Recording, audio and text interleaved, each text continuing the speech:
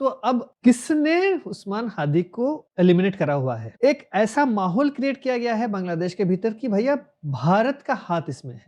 लेकिन जो विश्वसनीय सूत्रों के हवाले से अभी खबर आ रही है, उन्होंने कहा था, क्या कहा? ये पूरा जो हौवा बना के रखा हुआ है बांग्लादेश के भीतर कि भैया जिन लोगों ने मारा है उस्मान हादी को, वो लोग भारत भाग गए हैं। ये अफवाह फैलाया गया और भारत विरोध जो है गतिविधियां तेज हो गई बांग्लादेश के भीतर।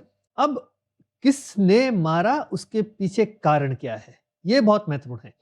अब उस्मान हादी जो था, उसने एक larger than life figure create कर दिया था बांग्लादेश के भीतर, एक इमर्जिंग लीडर बन गया था, एक थ्रेट बन गया था अपने एडवर्सरीज के लिए, पहली बात। दूसरी बात, उसने एंटी इंडिया रेटोरिक के ऊपर बेस करके ये पूरी चीज बनाई।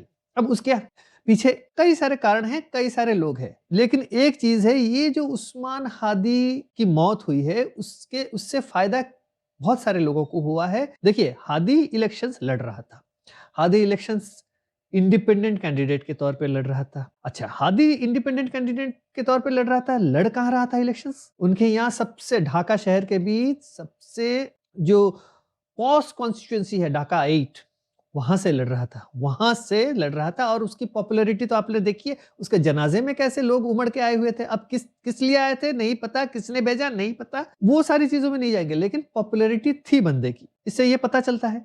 तो अब ढाका 8 में से वो खड़ा हुआ था। अब ढाका 8 से पता चला है कि ढाका 8 सबसे पॉश इलाका है पूरे ढाका शहर का, और वहां सबसे पैसे वाले लोग वही रहते हैं। अब वहां से कमाई भी बहुत ज्यादा होती है, जो भी वहां से एमपी बनता है, मतलब करप्शन के थ्रू। अब उसके सामने वाला बंदा कौन था? उसके सामने वाला बंदा कोई रहमान नाम का बंदा है, वो था। अब रहमान बंदा बहुत ही इन्फ्लुएंशियल बड़े फैमिली से आता है, पॉलिटिकल फैमिली से आता है। अब पता कर लीजिएगा ढाका 8 से कौन खड़ा हो रहा है, किस पार्टी से खड़ा हो रहा है, मैं नाम नहीं लेने वाला हूं। अब उस बंदे को लग गया खतरा कि भैया ये अगर खड़ा होता है, इसकी पॉपुलैरिटी इतनी ज्यादा है, तो मेरे को दिक्कत हो जाएगी जीत के आने में। तो अब जो है एक प्लान किया गया, कहीं देश में या देश के बाहर बैठ के बंदों ने प्लान करा, बंदों को इन्फिल्ट्रेट करवाया था ये हादी के इसमें ग्रुप में। फिर धीरे धीरे किसी तरह से वक्त से पहले, मतलब उसका पॉपुलैरिटी इतना ना बढ़ जाए, उससे पहले ही उसको समाप्त कर दिया गया, उसको खत्म कर दिया गया।